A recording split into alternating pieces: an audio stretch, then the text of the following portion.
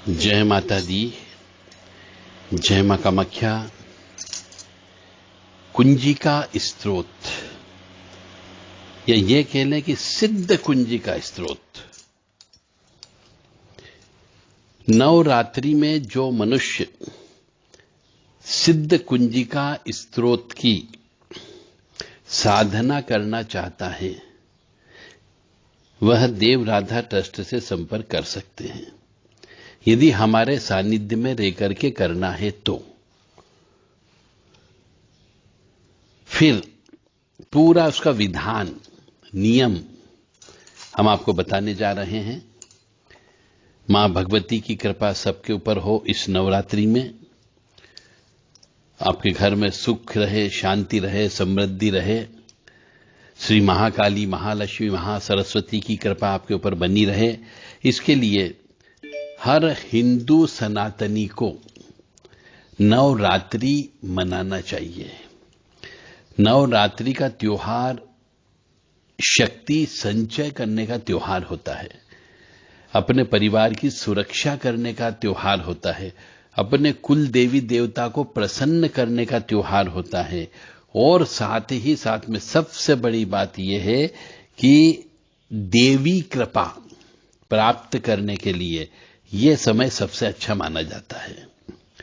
नवरात्रि में कभी भी विवाह नहीं करना चाहिए, और जो व्यक्ति विवाह करता है उनका विवाह टूट जाता है। तो नवरात्रि में विवाह नहीं होता है, नवरात्रि में गृह प्रवेश भी नहीं होता है। मैंने नवरात्रि में कोई भी मांगलिक कार्यक्रम नहीं करना चाहिए, केवल ईश्वर आराधना, वो भी देवी आराधना करना चाहिए। क्योंकि नवरात्रि शब्द प्रयोग है तो इसमें 9 रात तक मनुष्य को पाठ करना चाहिए, जप करना चाहिए, हवन करना चाहिए, अनुष्ठान करना चाहिए अपने कुल देवी के नाम से, अपने इष्ट देवता के नाम से। अब बहुत से मनुष्यों के मन में शंका है कि क्या कुंजी का स्रोत किसी गुरु से लेना आवश्यक है क्या? तो मैं ये कहूंगा, गुरु से लेना आवश्यक नहीं है, परंतु अपने जीवन में यदि आपको कोई योग्य गुरु मिल जाए तो गुरु अवश्य बना लेना। और सिद्ध कुंजिका का स्रोत आप प्रयोग कर रहे हो तो कोई देवी भगत वाला मनुष्य, जिसको देवी जी की कृपा हो, उसका घर परिवार, घर संसार सुखी हो, ऐसे मनुष्य को आप अपना गुरु बना सकते हो। ब्राह्मण को बना सकते हो, साधु, संत, त्यागी, तपस्वी, इनको बना सकते हो। अब एक प्रश्न और इसमें आता है कि साहब कितना पाठ करना चाहिए? जब हम किसी भी शक्ति के साथ में, किसी भी देवी के साथ में, किसी भी देवता से प्रेम करते हैं तो समर्पण भाव से प्रेम करना चाहिए, श्रद्धा भाव से प्रेम करना चाहिए। मन के अंदर क्लेश नहीं होना चाहिए, मन के अंदर अशांति नहीं होनी चाहिए, मन में क्रोध नहीं होना चाहिए। पूर्ण रूप से समर्पण भाव से आपको उनकी सेवा करना है। बेसिकली साधना सिद्धि जो होती है, यह सेवा करने का एक तरीका होती है। समर्पण भाव से, श्रद्धा भाव से हम उनका काम करते हैं तो उनका नाम लेते हैं, तो इसको लोग गिनना भी नहीं चाहिए कि साहब मैंने तो इस नवरात्रि में 15,000 जप कर लिए, 1 लाख जप कर लिए, 90,000 जप कर लिए। ये गलत। हम जिस शक्ति से प्रेम करते हैं तो प्रेम में कोई काउंटिंग नहीं होती, प्रेम में गिनना नहीं होता कि मैंने इतने मंत्र जप कर लिए। हां, इतना जरूर है कि आपने जितना जप किया है उसका दशांश हवन करो, तो दशांश से ज्यादा हवन करो। यदि आपने 8 घंटे जप किए हैं तो 8 में लगा लीजिए कितने मिनट होते हैं। 60 मिनट का 1 घंटा होता है, तो 8 घंटे किए तो 480 मिनट आपने जप किया, तो उसका दशांश यानी 48 मिनट तक आपको हवन करना है कम से कम प्रतिदिन। ये कुंजी का स्रोत का नियम है, और ज्यादा कर लेंगे तो बहुत अच्छी बात है। अब एक और प्रश्न यहां पे यह आता है शंका समाधान में कि क्या सिद्ध कुंजी का स्रोत का हम पाठ करेंगे तो क्या हर बार हमें प्रारंभ करना पड़ेगा क्या? शृणु देवी प्रक्षामी कुंजिका स्रोत मुक्तमम, यहां से प्रारंभ करना पड़ेगा या फिर ओम ऐं ह्रीं क्लीं चामुंडा विचे अर्थ मंत्र के बाद से चालू करना पड़ेगा। तो यहां पर मैं हम सभी साधक लोगों के लिए बता देता हूं कि केवल प्रथम बार फर्स्ट टाइम जब पढ़ा जाता है, जिस दिन संकल्प लेते हैं, घट स्थापना करते हैं, दीपक की स्थापना करते हैं, उस समय पे आपको एक बार यह पढ़ना है, शृणु देवी प्रक्षामी कुंजिका स्त्रोतमुक्तमं येन मंत्र प्रभावेण चंडी चाप शुभो भवेत। यहां से प्रारंभ करना है आपको शुरू में पहले दिन, और फिर जितने भी पाठ प्रतिदिन आप करेंगे उसमें आपको अथ मंत्र से बोलना है, ओम ऐं ह्रीं क्लीं चामुंडा विच्चे से प्रारंभ करना है। और समाप्त भी जब हम करते हैं तो इसमें साम सिम सुम सप्सती देव्य मंत्र सिद्धम कुरुष में इदम तुम कुंजिका स्त्रोतम मंत्र जागृति हेतवे अभक्ते ने दात्यम गोपितम रक्ष पार्वती। यहां तक ही आपको पाठ करना है, आखिरी की 2 लाइन आपको छोड़ देना है। ये आखिरी की 2 लाइन केवल पहली बार पढ़ना है, बाकी समय पे आपको सिर्फ गोपितम रक्ष पार्वती तक ही पाठ करना है, अथ मंत्र से लेकर के।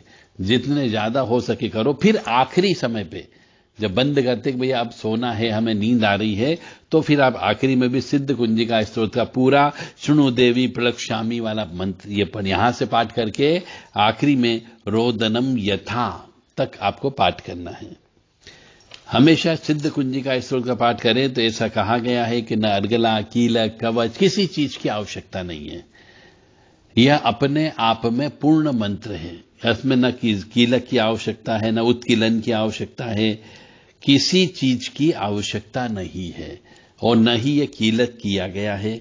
इसीलिए फिर भी जहां पर हम मां की पूजन अर्चन करते हैं तो वहां पे उनके अपने मां पिता यानी कि भोलेनाथ की भी महामृत्युंजय मंत्र की 5 माला कर लेना चाहिए, ओम नमः शिवाय मंत्र की 5 माला कर लेना चाहिए, 1 दीपक घी का रोजाना मां के नाम से और 1 दीपक भोलेनाथ के नाम से अवश्य लगाना चाहिए। जब भोलेनाथ का दीपक लगाते हैं तो ओम नमः शिवाय मंत्र जो है आपको 5 माला जप करना ही करना है, या फिर कम से कम 25 मिनट तक आपको जप करना है, और महामृत्युंजय मंत्र भी कम से कम 25 मिनट तक जप करना है। उसके बाद में आप ये वाला सिद्ध कुंजिका स्तोत्र का पाठ कर सकते हैं।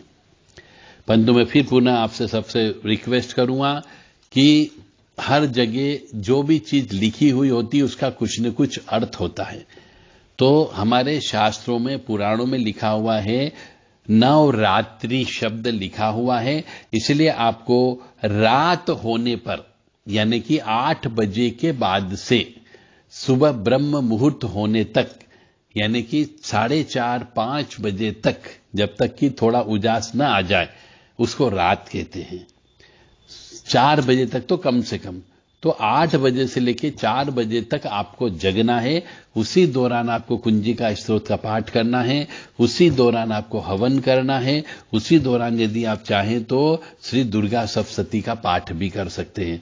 परंतु नवरात्रि शब्द है तो रात में ही आपको पूजन अर्चन जप तप जो भी करना है वो सब रात को ही करें, ताकि रात को ही शक्तियां ज्यादा विचरण करती है। इसीलिए हमारे यहाँ पे नवरात्रि शब्द का प्रयोग किया गया है, 9 दिन का प्रयोग नहीं किया गया है।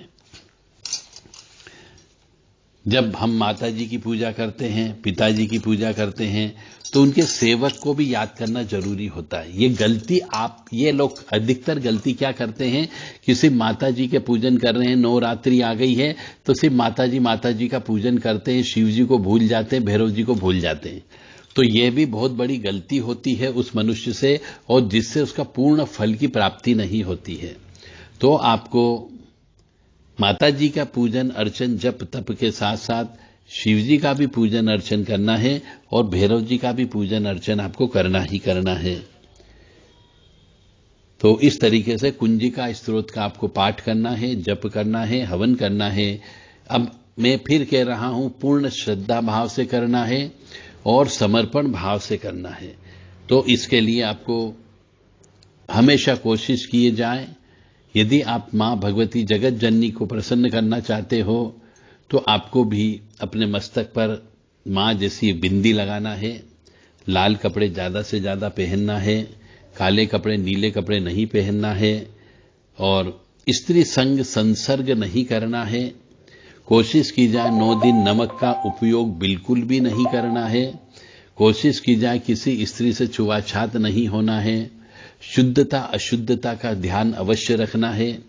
सूतक पातक के नियमों का पालन करना है।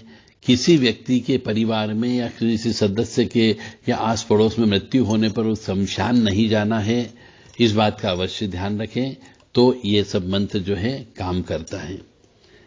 तो सिद्ध कुंजी का स्रोत जो है, इसमें एक गलती और मनुष्य करता है कि जो गीता प्रेस गोरखपुर की सिद्ध कुंजी का स्रोत पढ़ते हैं किताब से, उसमें एक लाइन गायब दी हुई है, पाम पीम पुम पार्ती पूर्णा खाम खीम खुम खेचरी के बाद में मलाम बलीम बुलू मूल विस्तीन कुंजी का नमो नमः, ये लाइन अवश्य जोड़ना है। उसके बाद में आपको साम सीम सुम सरस्वती देवी मंत्र सिद्धम करुष्मय ये वाला मंत्र बोलना है। तो अगर आपने पूरी कुंजी का स्रोत का अनुष्ठान कर लिया और यदि ये लाइन नहीं बोली आपने, तो ये कुंजी का स्रोत का फल प्राप्त नहीं होगा, क्योंकि जब तक मंत्र पूरा नहीं होता है वह असर नहीं करता है। अधूरा मंत्र आपको अधूरा ही फल प्रदान करेगा, जो आपके किसी काम का नहीं होता है। हमेशा जो भी कार्य करें, जप करें, तप करें, किसी गुरु के से सलाह अवश्य ले लें। मंत्र उसको अच्छे से चेक कर लें, चाहे नेट पर चेक करें, किताबों में चेक कर लें, और जो हम इष्ट जिनको बनाते हैं उनसे संबंधित पूरा लिटरेचर बाजार से खरीदें, जहां से जो भी मिलता हो उनके बारे में पढ़ें, समझें, उसके बाद कोई अनुष्ठान आपको करना चाहिए, ताकि आपके जीवन में सुख समृद्धि प्राप्त हो सके और अधिक से अधिक आपको उसका पुण्य प्राप्त हो सके जो मेहनत करते हैं उस चीज का। तो मंत्र जो है, इस मंत्र में ओम ऐं ह्रीं क्लीं चामुंडाय विच्चे। तो ओम ऐं ह्रीं क्लीं चामुंडाय विच्चे का मतलब हो गया यहाँ पे कि आपको एंग रींग क्लिंग नहीं बोलना। ये भी गलती करते हैं अक्सर मनुष्य, और उस गलती करने की वजह से आपको फल की प्राप्ति नहीं होती है। तो ओम ऐं ह्रीं क्लीं चामुंडाय विच्चे ये आपको बोलना है। ओम ग्लोम हुम क्लीं जुम सह ज्वालय ज्वालय जल जल प्रज्वल प्रज्वल ऐं ह्रीं क्लीं चामुंडाय विच्चे जल हम सम लम छम फट स्वाहा। इस तरीके से आपको बात करना है। नमस्ते रुद्र रूपिणी, नमस्ते मधुमणि, नमः केटवहान्ये, नमस्ते महिषासुरमर्दिनी, नमस्ते शुभंता निशुंभासुरघातिनी, जागृतिम हिम महादेवी जपम सिद्धम करुष्मय ऐंकारी षष्ठी रूपाय ह्रींकारी प्रतिपालिका क्लींकारी कामरूपिण्य बीज रूपे नमस्तुते चामुंडा चंड घाती च ऐंकारी वैदानी विच्चैं चायं बदा नित्यमस्ते मंत्ररूपिणीं धाम धीम धुम धुजटे पत्नी वाम भीम वम वाग्दीश्वरी क्राम क्रीम क्रूम कालिका देवी शाम शीम शुम में शुभम करु हम होमकार रूपिणीं जम जम जम जम्बनादिनी ब्राह्म भ्रीं भ्रूम भैरवी भद्रे भवान्यते नमो नमः। अं कं चम टम तम पम यम शम वीं दुम ऐं वीं हम छम दिजाग्रम तोटे टोटे दीप्तम कुरु कुरु स्वाहा। पाम पीम पुम पार्ति पूर्णा खाम खीम खुम खेचरी तथा म्लाम म्लीम ब्लूम बुल विस्तीन कुंजिकाय नमो नमः।